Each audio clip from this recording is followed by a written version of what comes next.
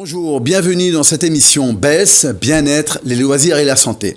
Une émission qui va nous parler des différents aspects du bien-être, que ce soit sur l'alimentation par exemple, avec Oumi Mogne, Hamza. Bonjour. Diététicienne. Nous avons aussi d'autres chroniqueuses que nous verrons tout à l'heure.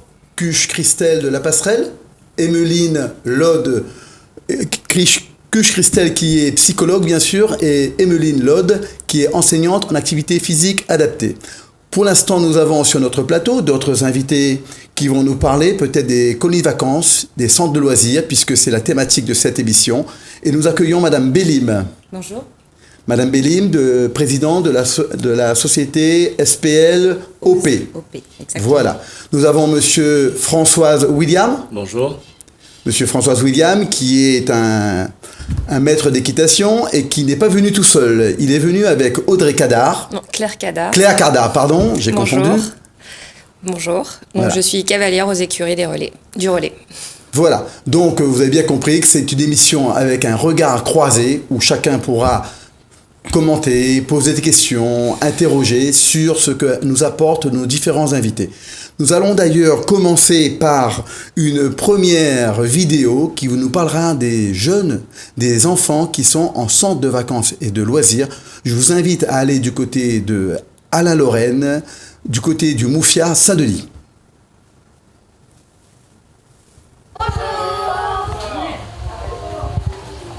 Vous l'attendez avec impatience, le petit déjeuner ? Oui. Parce qu'on est en centre d'accueil des mineurs, toutes les journées commencent par un petit déjeuner afin d'affronter la grande journée d'activité qui attend les enfants. J'ai bien aimé le pain avec du Nutella. Les rouges ou les verts, qu'est-ce que tu préfères toi ? Rouge. Moi, je trouve que ça a le même goût. C'est bon ?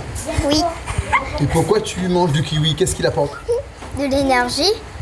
Alors vous avez bien sûr la possibilité de déjeuner à la maison, nous avons des enfants qui ont déjà pris leur petit déjeuner, mais vous avez par exemple des arrivées qui sont très tôt, à 7h30 le matin, lorsque les parents travaillent, il est compliqué pour eux d'en offrir un petit déjeuner équilibré aux enfants en termes de temps, essayer de satisfaire tout le monde et pour parvenir à combler tous les besoins. Une mise en train avec les enfants, et pour les préparer aussi aux autres activités. Donc on les met vraiment dans l'action, tout simplement.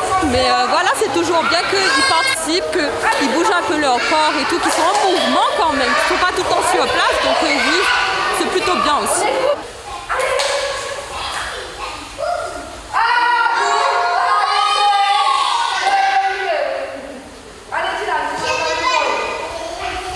Les centres d'accueil de mineurs, les centres d'accueil collectif de mineurs sont souvent dédiés sur 3 axes principaux, à savoir donc les savoirs cognitifs, le savoir-être et également le savoir-faire. Et dans cette thématique du savoir-faire, nous allons développer certains aspects et notamment parfois l'activité physique pour développer la motricité. Un exemple tout bête, les enfants de 3-4 ans par exemple, on connaît, ils ont toujours des difficultés pour monter les escaliers. Et donc de permettre à l'enfant d'acquérir donc la capacité de monter les escaliers beaucoup plus facilement qu'auparavant. Alors, on a fait l'initiation de boxe pied-point pour les enfants. Protège la tête. 1, 2. Protège la tête. 1, 2. Allez, vas-y. C'est ça, animateur. Est-ce que vous êtes spécialiste de boxe vous-même ? Non, pas du tout. On apprend sur le tas avec le coach. Et c'est amusant comme pour nous, comme pour les enfants. Alors le sport, déjà parce que c'est bon pour la motricité de l'enfant, pour les mouvements. Moi qui suis un grand passionné de boxe, donc j'ai fait intervenir Monsieur Robert pour partager ma passion aux enfants, se valoriser un peu plus, se sentir plus fort. Le boxe n'est pas un sport qui est considéré que pour les garçons. Il y a beaucoup de championnes de boxe dans le monde, même à La Réunion, en boxe thaï, à savoir. Et voilà, comme vous pouvez voir, ici les filles elles sont tout à fait à l'aise dans ce milieu-là. Et le pied gauche. Boum. Et on revient.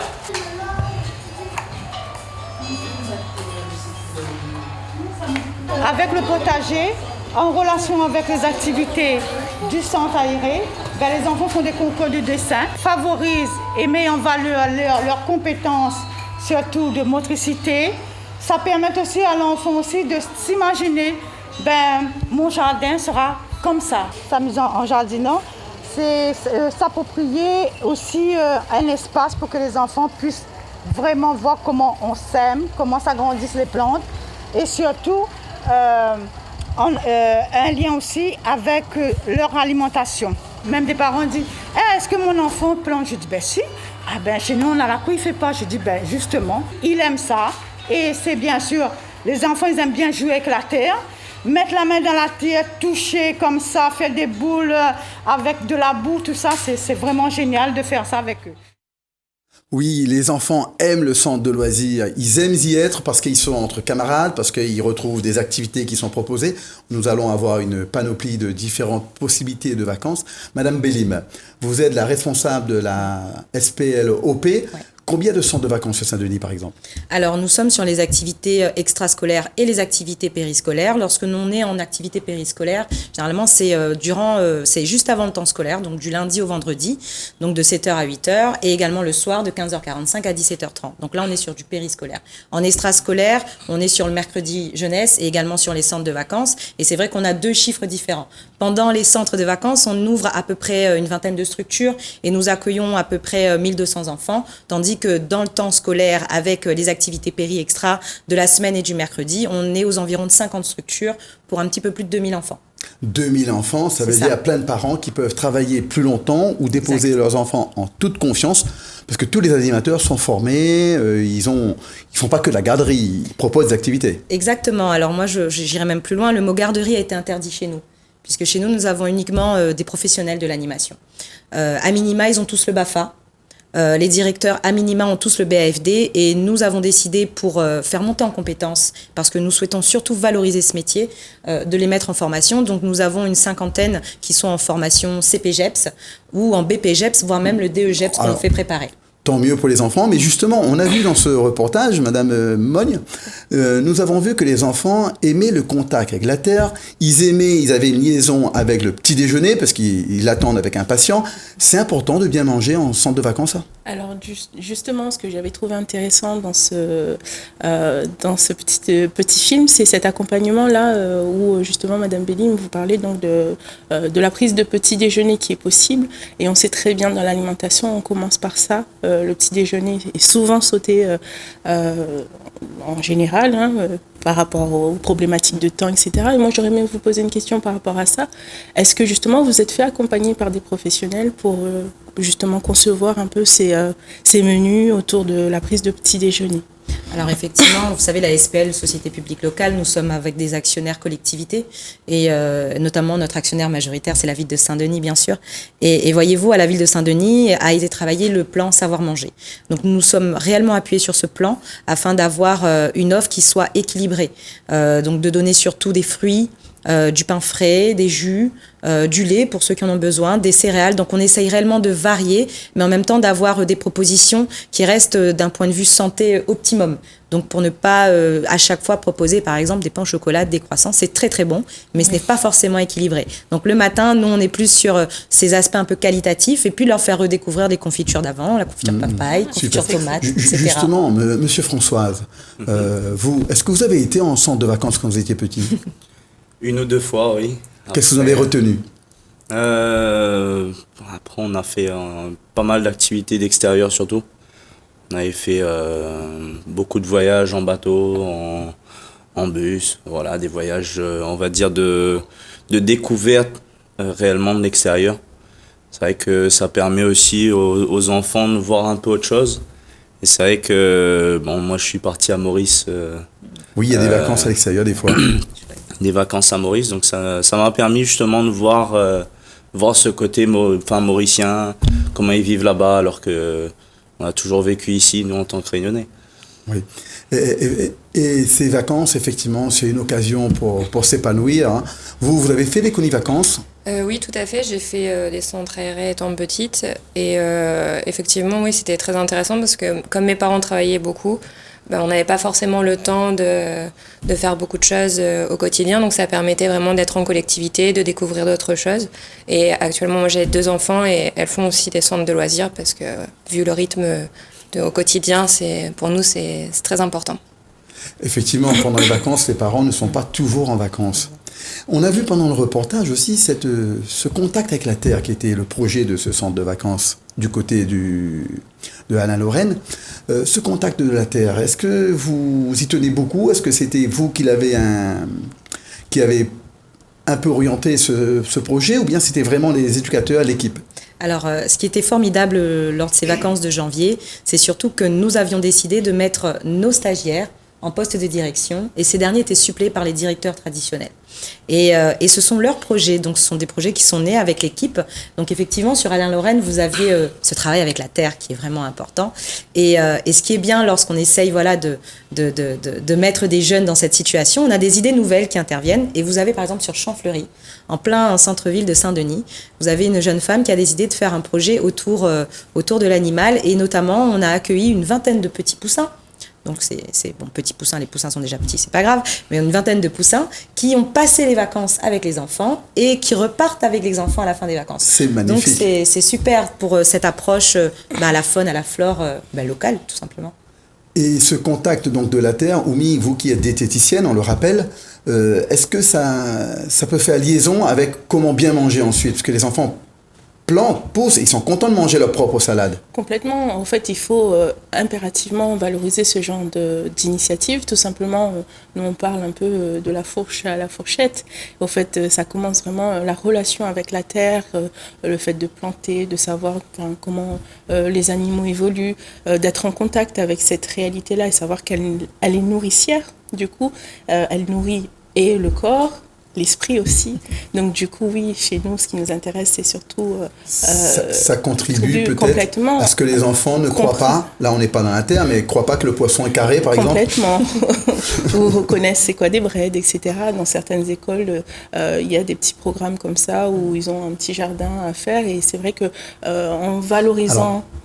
ces choses-là, les enfants sont fiers et puis pour leur faire manger des légumes, c'est beaucoup plus simple une fois qu'ils ont joué le jeu de cette pratique. En tout cas, planter, elle l'a dit à l'animatrice, qui était d'ailleurs la directrice d'avant et qui a cédé sa place pour mettre en avant les nouveaux directeurs. Elle l'a dit, jouer dans la terre, bouger, pétrir, manipuler, les enfants aiment ça. Elle a même dit que les parents sont parfois étonnés qu'ils aiment faire ça alors qu'à la maison ils n'aident pas. Nous allons du coup nous repartir sur un deuxième reportage des vacances déjà beaucoup plus sportives avec Sport Loisirs de Saint-Denis, notre deuxième reportage. Donc on va suivre le directeur adjoint sur ce collège Émile Hugo. Donc nous sommes aujourd'hui sur l'association Réunion Loisirs, donc une association qui existe depuis 2012.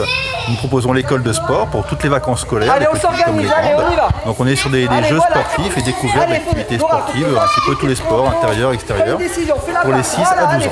Nous avons d'autres activités, mais pour les adultes, comme du théâtre d'improvisation le mercredi soir, et puis différents petits anniversaires pour les enfants. Et ensuite, Yam, avec un Y bien sûr.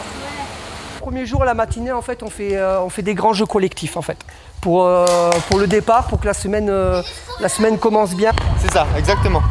C'est un groupe de grands, donc 10-13 ans. Et là, on est sur un jeu collectif Dauphin-Dauphine. Il consiste à lancer le ballon, dire un prénom, et cette personne doit venir chercher le ballon avant qu'elle touche par terre. Comme ça permet qu'il relance ce ballon pour redire un prénom. Et la personne qui va être dit, si le ballon touche par terre, elle doit dire stop, comme ça tous les autres participants doivent s'arrêter. Et la personne doit essayer de toucher un autre participant. Oh mais tu maîtrises bien les règles, c'est la première fois que tu viens en sport multi-activité ici? Pas du tout, ça doit faire à peu près 6 ans que je viens ici. Le matin c'est vraiment sport, on va faire vraiment des sports codifiés et l'après-midi un peu plus ludique. Les enfants sont en temps calme pour récupérer.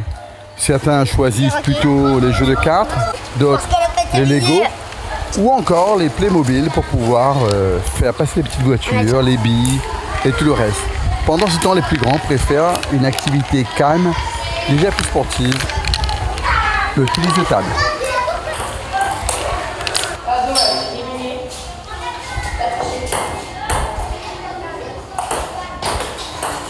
Genre d'activité où parfois les règles sont explicitées, ou parfois ils se les fabriquent au fur et à mesure, ils les adaptent selon le nombre qu'ils sont, leur gré, leur envie.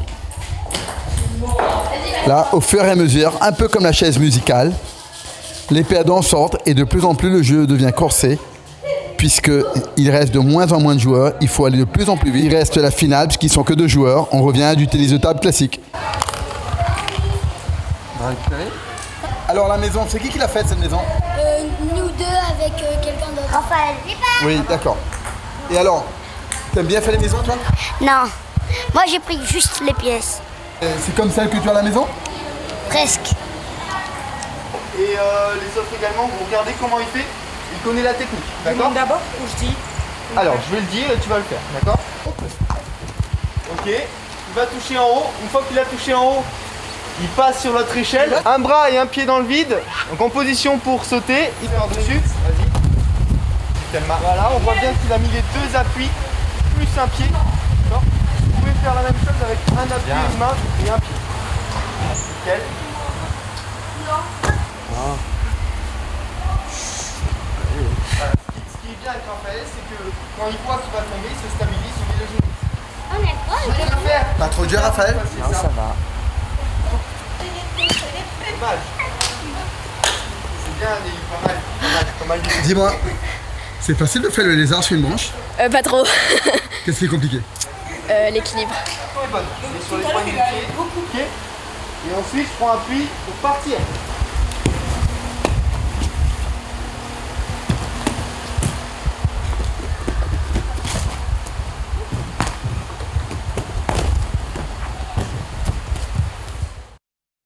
De belles images des enfants qui s'épanouissent encore une fois. Le stage était quand même spécialisé là. On a une installation qui s'y prête, le gymnase de Émile Hugo. Est-ce qu'à Saint-Denis, vous faites beaucoup de sport dans vos centres de vacances? Alors, nous, on va plutôt dire activité sportive. Oui, c'est vrai. Ou activité physique, parce qu'on n'est pas spécialisé là-dedans. Mais effectivement, on travaille sur 3 axes assez importants. Donc, tout ce qui est aspect cognitif, d'une part, tout ce qui est savoir-être et tout ce qui est savoir-faire. Et donc, dans le savoir-faire, on l'avait illustré tout à l'heure à la caméra, lors de la vidéo, nous travaillons sur des activités physiques pour permettre aux enfants de se dépenser d'une part, mais aussi de tester des sports peut-être qui n'ont pas finalement la possibilité de le faire dans le cadre de la maison particulier. Donc, nous avons trouvé des petites perles chez nous, voyez-vous, on n'est pas allé chercher ailleurs. Chez nous, nous avons des animateurs qui ont des diplômes spécifiques comme Brice Robert en boxe. Nous en avons d'autres en multisport, on en a d'autres en athlétisme, on en a d'autres aussi en danse.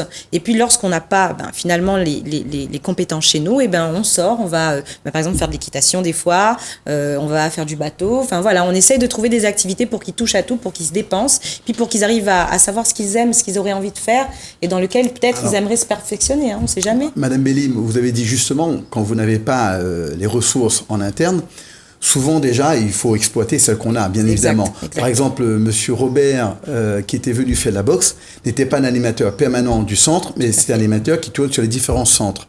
Nous avons aussi d'autres stages spécialisés, donc justement, nous allons pouvoir en parler avec notre cavalière. Alors, racontez-nous un peu. Vous faites de l'équitation, vous n'êtes pas en centre de vacances quand vous y allez? Non. Voilà. Je suis trop âgée. Je ne m'autorise pas. Mais vos enfants, ils en ont fait en centre? Alors, elles sont encore petites, mais c'est en projet, parce qu'elles ont 5 ans et 2 ans et demi, donc de partir une semaine, donc c'est à la journée. Si elles y vont, c'est à la journée. Mais là, très prochainement, mon aîné ira la semaine en centre au relais pour justement... passer un moment de partage avec les autres cavaliers. Donc forcément, ils font de l'équitation, ils voient différentes disciplines. Et ça leur permet aussi de faire d'autres choses, comme gérer les repas ensemble le soir. Donc en attendant, ils sont en centre de loisirs? Pour l'instant, oui, c'est les vacances en centre de loisirs. C'est une association à côté qui fonctionne avec l'école. Monsieur Françoise, est-ce que dans votre écurie là-haut, est-ce que vous accueillez parfois des enfants de centres de loisirs qui viennent de façon ponctuelle? On accueille des enfants justement au centre de loisirs. On fait on va dire, de l'apprentissage sur du court terme. Mais on fonctionne effectivement avec des centres de loisirs. D'accord. Et vous faites vous-même, un peu comme les centres de loisirs, vous organisez des séjours sportifs spécialisés autour de l'équitation, c'est ça? C'est ça. Et on a été vous voir du côté de la Petite Île, on a vu des enfants qui, là encore, comme partout ailleurs, ils s'amusaient, on a vu que des enfants heureux, et là ils étaient avec un animal magnifique, le cheval. Allez cow-boy, je cherche William, tu l'as vu? Ah, par là? William, ce cow-boy, il monte à cheval? Ouais, il monte à cheval. Il a perdu son colt? Interdit, on l'a rangé dans un coffre-fort. Il joue avec un peu ou pas? Ouais, il s'amuse un peu avec. Il y en a d'autres? Un ours, ouais. Un indien? C'est ça. Relevez. Vous allez à la vitesse que vous voulez, mais je veux un truc propre. Le Z, et ça, fais-le au pas, parce que sinon tu vas regretter. Là. Il y a si tu as des galops ou t'en as pas. Ok, est-ce que tu peux me donner les 3 grands points de la charte du cavalier? Respecter son cheval et les autres. Ne pas courir dans l'écurie. Et On a oublié un, respecter. Ici, c'est quoi? C'est là? l'environnement. Ok, super. J'ai 8 ans et demi. Alors, l'équitation, tu en fais régulièrement ou que les vacances? J'en fais régulièrement, tous les mercredis. Et là, je fais un stage. Alors, les enfants passent sur la piste à main gauche. William, c'est ça? C'est ça. Alors William, la piste à main gauche. Alors là, piste à main gauche, ça veut dire que la main gauche, elle est à l'intérieur de la piste. Donc là, on a la main gauche qui est vers le milieu. Donc c'est pour différencier de la gauche et la droite, on va dire à cheval. On a un galop à gauche, donc là, on va demander plutôt à un cavalier, donc au cheval, de partir sur le bon pied, on va dire. Donc le pied gauche. Pied gauche devant? Voilà, le pied gauche, donc qui va aller plus loin que l'antérieur droit. Et là, on aura un bon pied de diagonale, un bon pied de galop. On a pas mal de jeunes qui commencent depuis l'âge de 8 ans et qui va jusqu'à 14-15. À certains niveaux, on va demander par exemple un départ à droite pour un piste à main gauche. Donc là, on a des chevaux qui sont capables de nous emmener sur un galop 7 pleine nature. Et on a, on va dire, une pratique jusqu'au 4, du galop 4 classique. Donc là, on peut emmener les élèves justement sur de la club, la compétition club, en concours CSO ou dressage.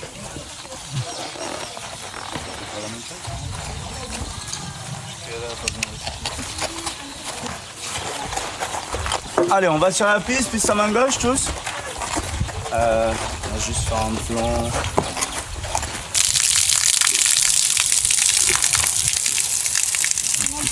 On n'a pas le choix d'attendre. Ok, tu marches, dans un pas actif, tu montes ta main gauche, tu écartes ta main droite, tu avances ta jambe gauche, tu recules ta jambe droite. Allez.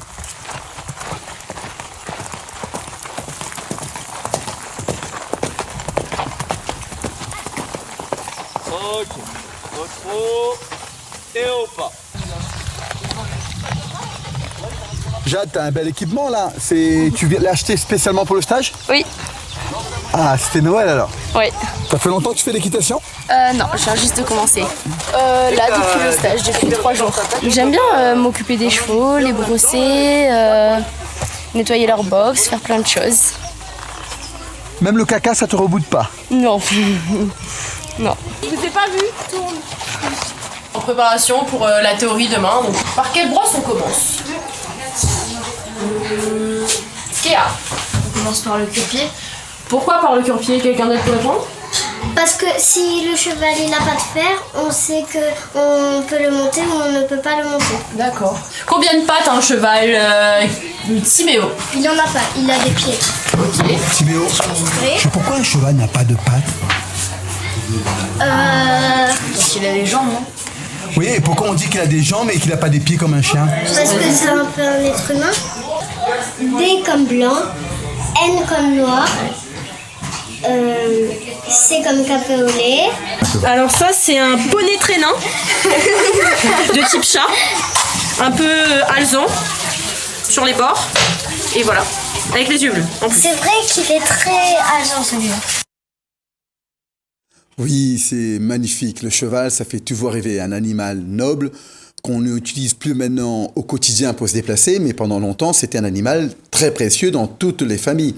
Aujourd'hui, l'équitation, par exemple, est-ce que c'est une pratique réservée, monsieur Françoise? Non, c'est pas réservé.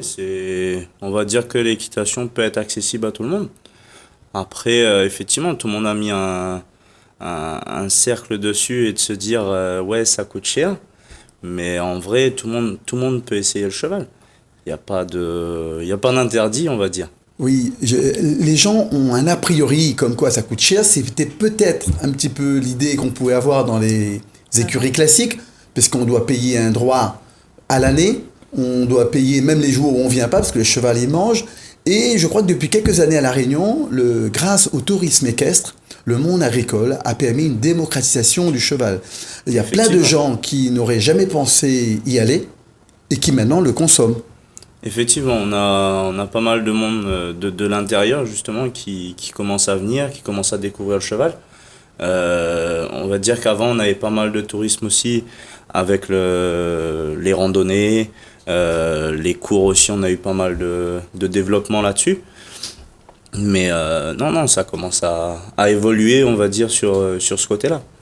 Alors, dites-moi, vous qui faites de l'équitation dans cette même écurie, quelle est l'image que vous en aviez avant de commencer et quelle image vous devriez faire partager avec les autres qui n'ont jamais osé essayer? Alors, c'est vrai que moi, j'en faisais avant d'en faire dans cette écurie, vu que j'étais en métropole.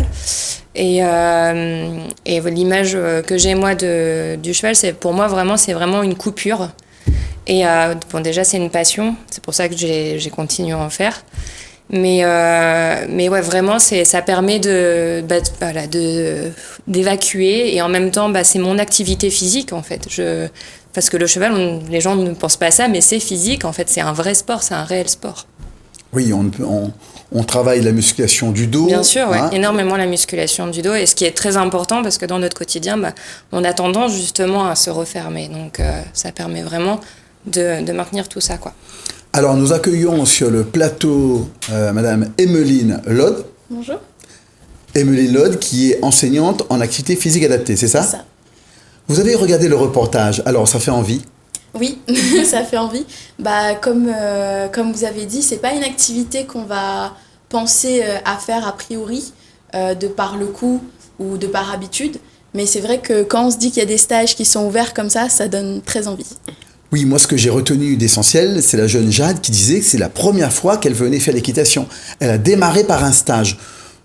Est-ce que vous pouvez nous donner par exemple un ordre d'idée d'un stage à la semaine chez vous pour que les gens se fassent une idée concrète?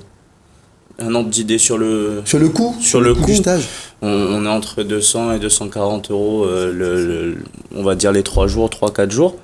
Ce qui va permettre aux enfants justement d'apprendre à nourrir, à s'occuper de son cheval. À la fin, il devrait sortir justement avec un niveau où il peut s'occuper d'un cheval correctement. Oui, ils peuvent arriver au niveau galop 1, le premier galop, qui est autour de la connaissance de l'animal, de l'environnement, qui n'est moins axé sur la technique, mais plus sur la connaissance vraiment de l'animal.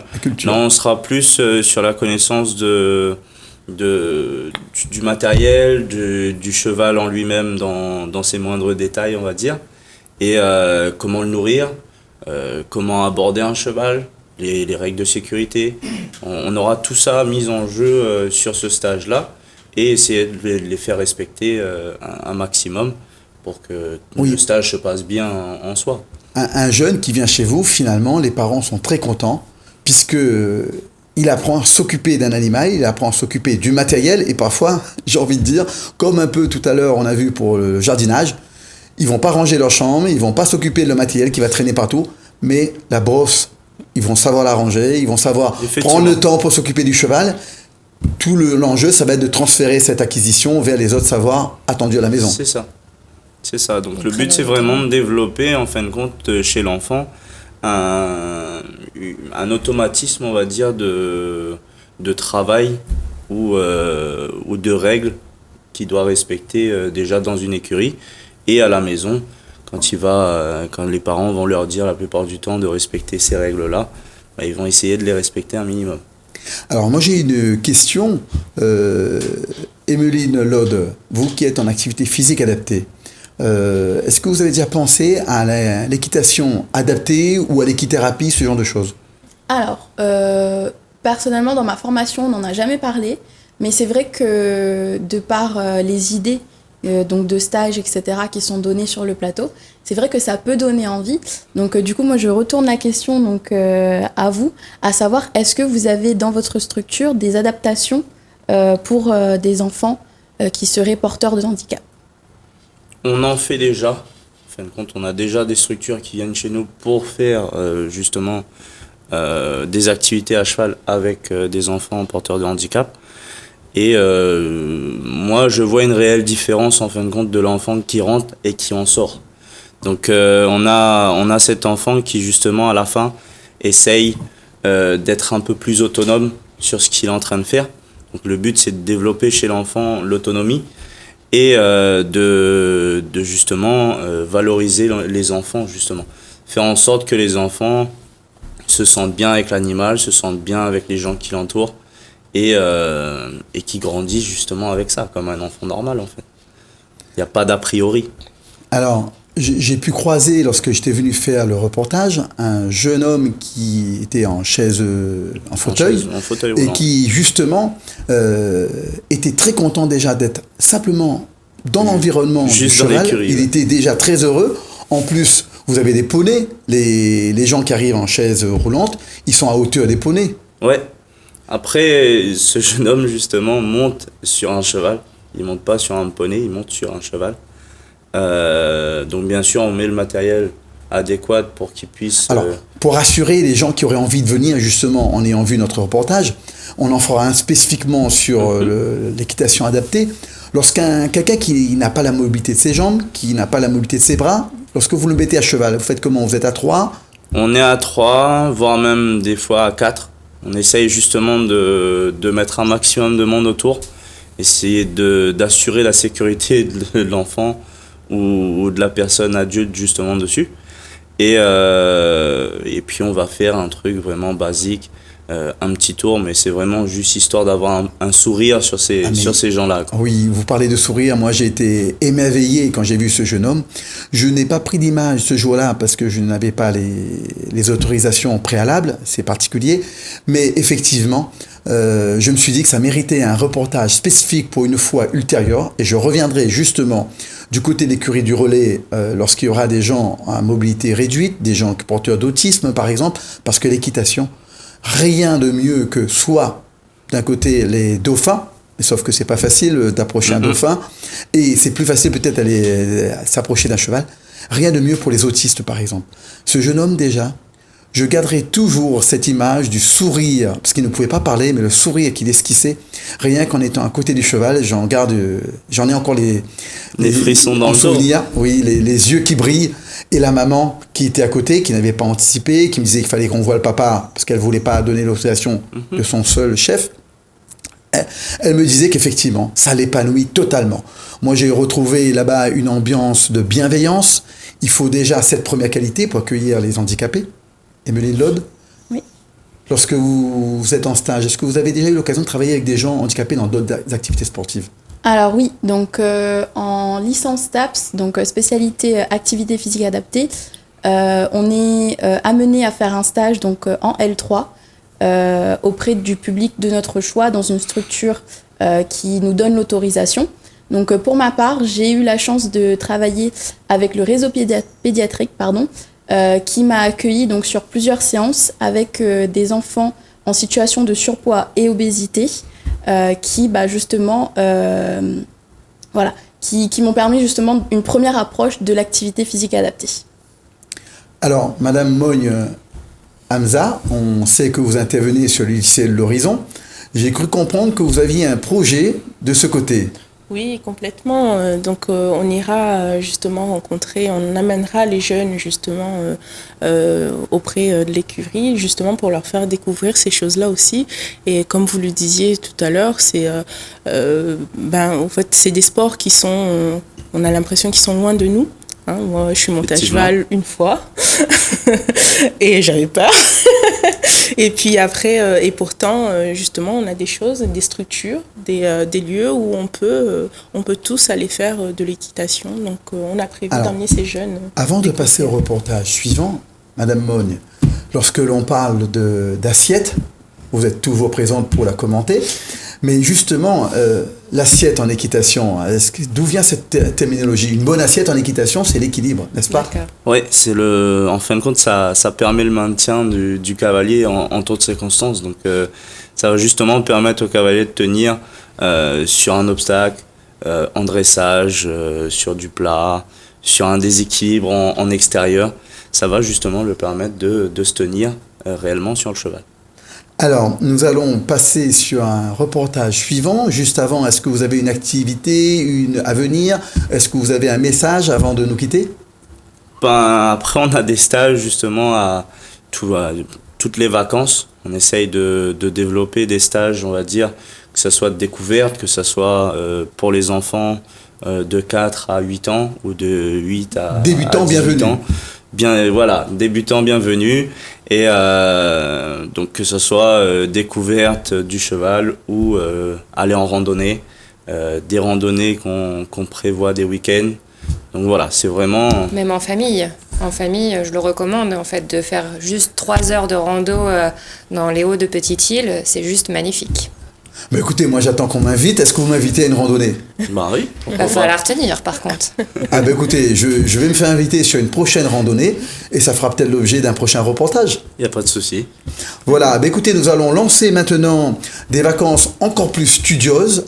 Des vacances avec, on appellera ça l'école des vacances, du côté d'Alain Lorraine, encore une fois.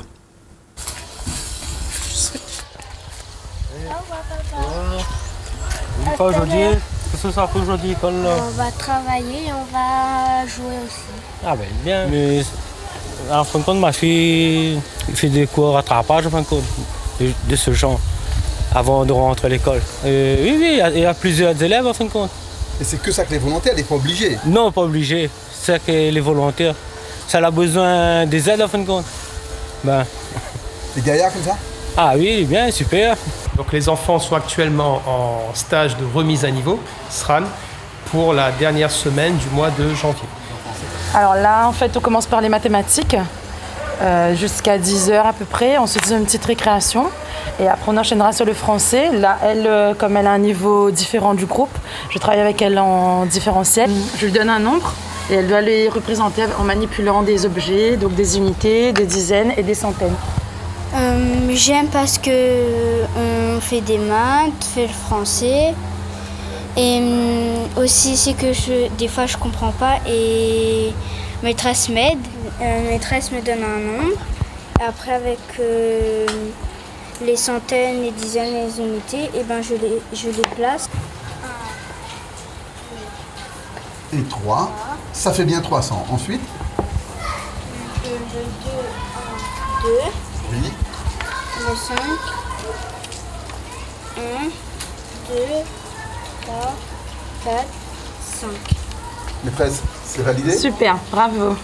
Seulement 3 heures, donc on ne peut pas faire du sport, malheureusement.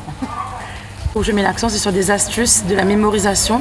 Donc tous les jours, je répète. Par exemple, là ce matin, on a vu les verbes d'état que je fais répéter à chacun d'eux tous les jours. Tout le monde avait voté pour faire les maths et du coup, on est en train de faire les maths. Et après, dans une demi-heure, on va faire le français. Alors, vous êtes des maîtresses?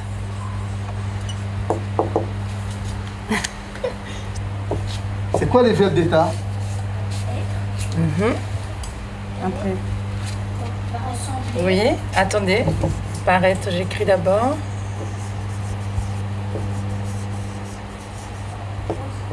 Donc, nous avons retrouvé 6 verbes d'état. Être, paraître, sembler, demeurer, devenir, rester. Donc, il y en a 6. Alors, est-ce qu'on a le compte, Rachel? Oui. Oui, merci. C'est un dispositif qui est mis en place par l'Académie régulièrement pendant les grandes vacances, qui se déroule sur une semaine, généralement la dernière semaine, et qui doit permettre aux élèves de prévenir les difficultés qu'ils pourraient rencontrer dans leurs apprentissages. Donc le recensement des élèves se fait sur le volontariat. Les familles sont contactées en amont.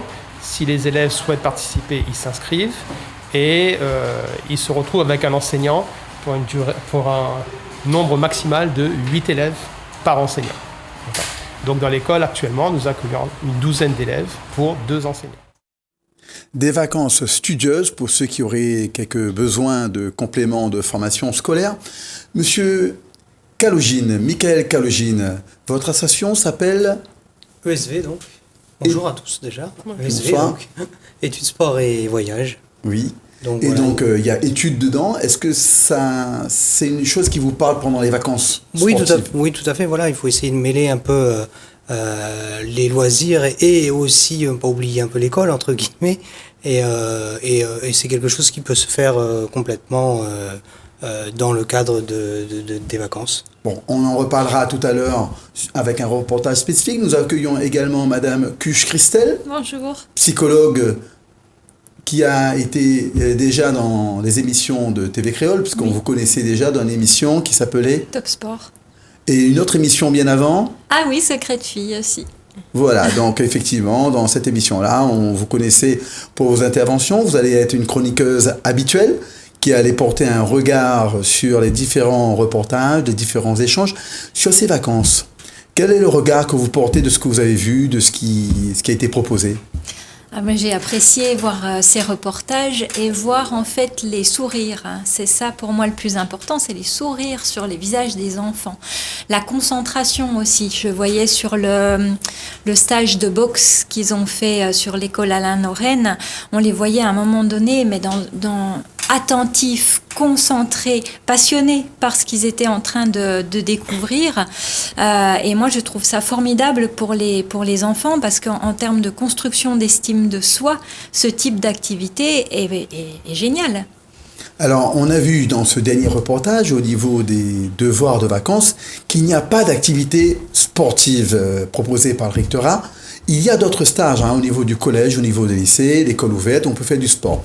Là, ils disent que on n'a pas le temps, en 3 jours, on fait des maths et du français. Est-ce que, justement, la place du sport pour apprendre des maths peut exister ? Quelqu'un va intervenir ? Alors, je veux bien intervenir. Je comprends qu'ils axent effectivement pour des enfants qui ont des difficultés dans les apprentissages, qu'ils axent spécifiquement sur le français, les mathématiques.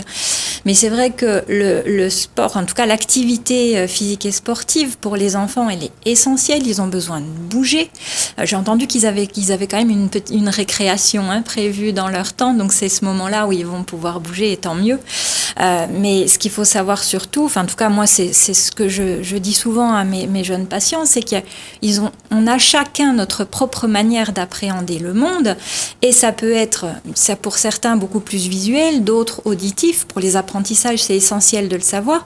Et pour certains, beaucoup moins nombreux, c'est kinesthésique, c'est-à-dire dans le mouvement, dans le ressenti de l'émotion. Donc ce sont des enfants qui ont besoin, et là on l'a vu dans le reportage, qui ont besoin de manipuler. La petite fille qui manipulait les blocs de cubes pour compter, ça aide beaucoup. Bien sûr. Nous aurons même l'occasion ultérieurement de faire des émissions spéciales sur, par exemple, les personnes dissemblables qui utilisent la gestuelle, la manipulation, les activités sportives, justement, pour aller essayer de réparer ou de compenser des difficultés. Emeline Lode, je n'ai jamais entendu, depuis que je suis moi-même enseignant, je n'ai jamais entendu qu'on ait fait redoubler un élève parce qu'il n'était pas bon en activité sportive ou en sport. Je n'ai jamais entendu, Madame Oumimogne, qu'un élève redouble parce qu'il n'a pas compris l'équilibre alimentaire. Qu'est-ce que vous en pensez ? Je pense que c'est... Alors, de la redoubler, je ne suis pas forcément convaincue qu'on doive aller là-bas, mais par contre, il faut être alerte à ces notions. Elles sont hyper importantes parce qu'elles font partie intégrante de la vie. Donc, l'équilibre alimentaire, on la voit. L'équilibre tout court, en fait, ce qui a été bien passionnant à travers tous ces reportages, c'est qu'à un moment donné, il y avait une alternance entre le bouger, le manger, le cérébral, la connexion avec l'esprit. Il y a vraiment tout un équilibre et effectivement, à l'école aussi, on devrait pouvoir le retrouver. Cet équilibre constant, que ce soit au niveau de la nutrition. Plusieurs écoles, bien sûr, plusieurs écoles, dès la maternelle, dès le primaire, peuvent avoir comme projet d'école l'équilibre alimentaire. Ils travaillent beaucoup sur les petits déjeuners, ne pas grignoter le matin en arrivant. Ils suppriment le goûter pour obliger les enfants à manger correctement à midi et d'avoir mangé avant. Ces écoles travaillent beaucoup sur l'activité motrice, l'appareil sensorimoteur, la capacité à se déplacer comme on a vu dans le reportage. Madame Lode, est-ce que vous avez eu l'occasion de travailler avec tout petits justement ? On ne fait pas du sport, mais qu'est-ce qu'on fait pour eux ? Alors, j'ai eu l'occasion de travailler avec... la plus jeune que j'ai pu avoir avait 4 ans. Donc, à ce niveau-là, on ne va pas forcément parler de sport, mais plutôt d'activité physique. Donc, le but est vraiment d'adapter en fait la séance à de petites activités qui vont les plaire. Donc en général, c'est beaucoup des activités comme la balle aux prisonniers, de l'ultimate. Donc c'est des petites activités qui vont accrocher leur attention et qui vont les faire dépenser assez rapidement. Alors, nous allons justement voir une occasion de beaucoup bouger lorsque l'on est dans ce stage, dans cette proposition de projet de stage. Nous allons parler de vacances de neige. Monsieur Kalogine, vous nous avez amené un petit reportage. C'est un projet de vacances, c'est ça ? Voilà, c'est ça. C'est donc l'association qui remet en route, on va dire, les activités de loisirs et notamment le ski, la métropole et un séjour hors du département, la Réunion. Alors, justement, vous allez voir après le reportage que j'aurai changé de place, parce qu'il se trouve qu'en étant animateur d'une part, je suis aussi le président de cette association Études Sport Voyage, et je vais donc passer la main pour l'animation générale du plateau à Emeline Lode. Lançons le reportage.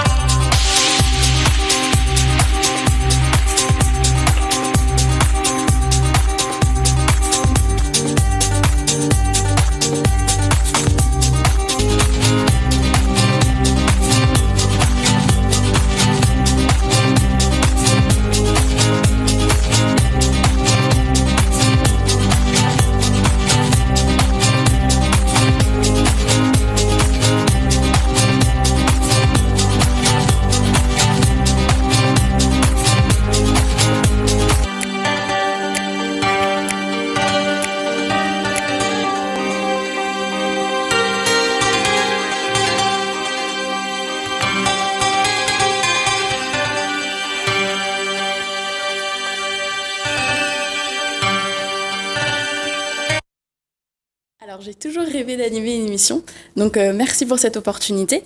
Donc on a pu voir le stage donc d'équitation, un stage à la neige. Est-ce que c'est le rêve de tout le monde? Oui, complètement.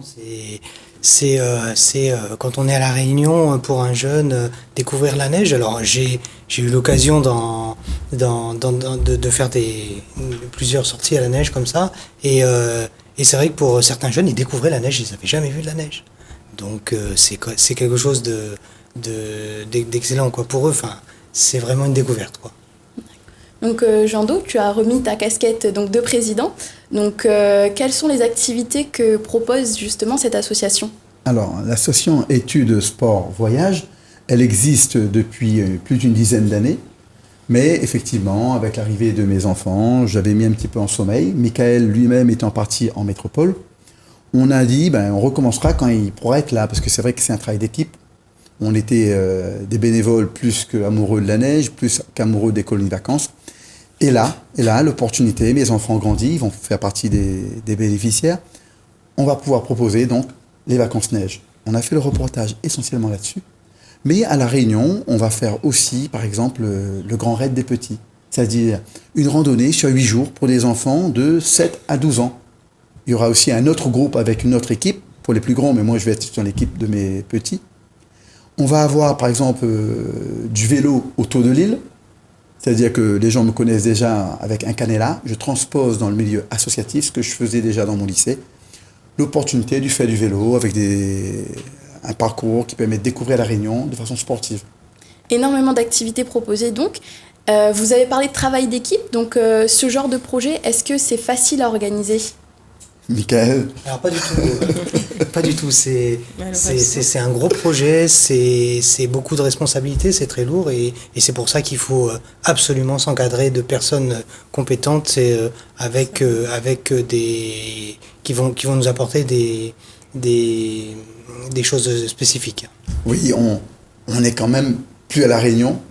On est à la neige, ça a des contraintes, c'est-à-dire l'adaptation au froid. Certains, je rappelle, quitteraient La Réunion peut-être pour la première fois, les jeunes qui vont aller en colo. Donc il y en a qui s'adaptent au froid, d'autres un peu moins. Il y a les parents qui sont loin, et là ils en sont conscients.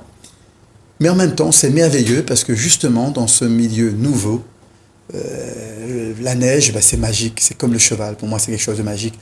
Moi, j'ai eu l'occasion de découvrir ça, j'avais 15 ans, par un stage scolaire de récompense. J'en ai gardé un tellement bon souvenir que dès que j'ai eu 18 ans, j'allais à la neige et pardon maman, je lui faisais croire que le voyage était offert, j'utilisais toutes mes économies pour me payer un stage de neige avec UCPA. Et puis ensuite, j'ai tout de suite fait des colos parce que j'aimais ça, j'aime le monde des colos. Et puis, eh bien, Michael, on a dû faire à peu près 6-8 kilos de neige en métropole.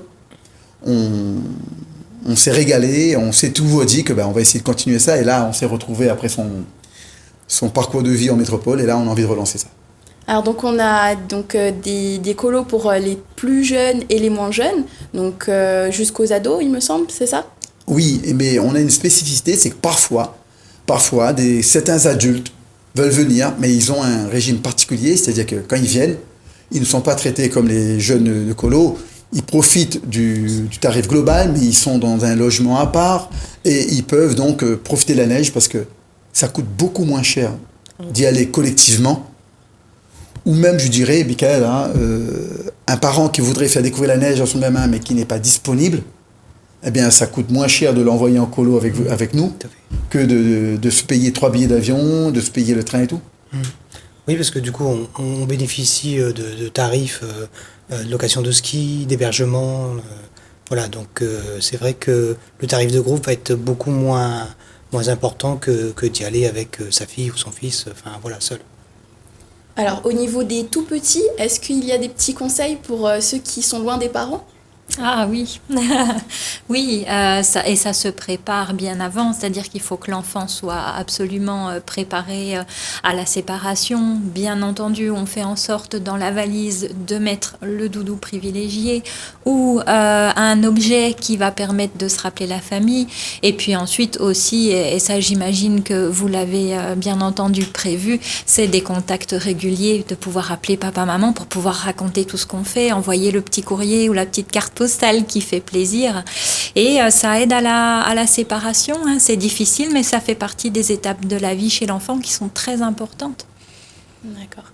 Alors Oumi, au niveau de l'alimentation, donc on a dit que certains Réunionnais n'ont jamais quitté la Réunion, ils vont au ski, ils découvrent. Donc est-ce qu'il y a des conseils ? Parce qu'on sait souvent que qui dit ski dit neige, qui dit neige dit raclette. Donc, alors on va dire, là, ça va s'équilibrer tout simplement parce que la dépense est autre. Et puis le froid fait qu'on augmente la dépense. Après, ce qui se passe souvent, c'est qu'on a tendance à exagérer, mais en fonction, normalement, le besoin justement d'avoir des choses un peu plus caloriques, un peu plus denses, est dû au fait tout simplement d'être dans un milieu différent où le corps doit s'adapter. Il faut savoir que les cellules adipeuses, c'est une première couche de veste polaire ou autre. Oui, si vous me permettez, sur les colos, parce qu'on a eu plus de situations différentes. Et entre autres, on se rappellera d'une où les gamins réclamaient absolument manger du riz parce que le programme alimentaire dans la structure d'accueil n'avait pas suffisamment fait du riz. Alors justement, là, vous êtes en séjour, donc c'est des courts séjours, donc c'est très bien ce que tu dis là, c'est que la culture alimentaire, elle est la base de tout. Donc c'est vrai qu'on ne change pas d'habitude en une semaine ou deux, donc on est amené par notre identité, donc c'est tout à fait logique. Et d'ailleurs, vous devrez prévoir des caries quand vous y allez. Alors là, moi, je me rappelle très bien que Jean Do, là, il avait pris la marmite et on avait fait un curry poulet avec du grain. C'est une bonne réponse, effectivement, parce que oui. La première année qu'on a fait, on avait acheté les ingrédients de là-bas. Et ce jour-là, on n'avait pas trouvé des oignons, par exemple, qu'on a l'habitude, des oignons rouges ou autres, on n'avait que des échalotes. Ça ne donnait pas le même goût. Figurez-vous que l'année suivante, on a ramené quelques épices spécifiques de chez nous, notamment le curcuma, parce que là-bas on ne le trouve pas, mais on va trouver du safran qui coûte très cher et qui n'a pas la même saveur. Donc on a amené nos épices et effectivement on cuisinait créole et c'était un atelier avec les jeunes aussi. Justement. Et bravo, puisque c'est vraiment ça l'histoire de la culture alimentaire, elle fait partie donc de chacun d'entre nous. Donc le manque des enfants, c'est comme le petit doudou que vous allez ramener dans la valise pour l'enfant, et refaire un curry, c'est aussi lui permettre de s'adapter encore mieux. Alors, on a parlé donc d'alimentation, on a parlé de la séparation des parents. Au niveau donc de ma spécialité, l'activité physique adaptée, est-ce que vous avez des moyens d'intégrer justement ce côté handicap dans votre association? Alors, à titre personnel, ma fibre au bénéfice des gens qui sont porteurs de handicap m'a amené déjà à accueillir dans des colonies de vacances des enfants. Par exemple, je me rappelle parfaitement d'un jeune, on était sur une colo à l'île Maurice, et les autres se moquaient de lui, tout simplement parce qu'il fallait que je lui tienne la main. Lorsque nous promenions la plage, il y avait des galets, il tenait la main, il se moquait un peu de lui, des ados. Et puis je leur dis, mais vous vous moquez de lui, mais pourquoi vous ne l'acceptez pas avec sa spécificité? Non, ils n'étaient pas méchants, mais bon, il y a quand même moquerie. Je dis, écoutez, je vous propose quelque chose. On fait une course, et si vous gagnez, ok, mais s'il gagne contre vous, vous allez vous excuser et jamais plus vous moquer. Effectivement, il avait une atteinte au cervelet qui gênait l'équilibre. Mais ce qu'il ne savait pas, et que moi je savais par avant, parce qu'il m'avait déjà expliqué, ce jeune, quand on l'accueille, on a essayé un peu de comprendre, c'est qu'il était champion de la Réunion du 100 mètres plat. Excellent. Et il courait beaucoup plus vite que n'importe lequel des autres, je l'avais vu faire. Et quand ils ont fait une compétition et qu'ils étaient arrivés bien après lui, sur un 60-80 mètres à peu près, ça a changé leur regard. Il n'était pas capable de marcher seul au milieu de galets. Il courait plus vite qu'eux, qui étaient persuadés d'être des rois. Voilà. Donc, le handicap, moi je crois qu'il faut l'accueillir. Il suffit simplement d'adapter, le connaître.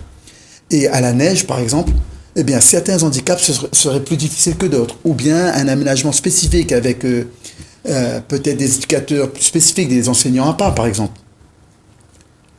On peut avoir des disques qui viennent avec nous, des gens qui sont dysgraphiques, pas de problème.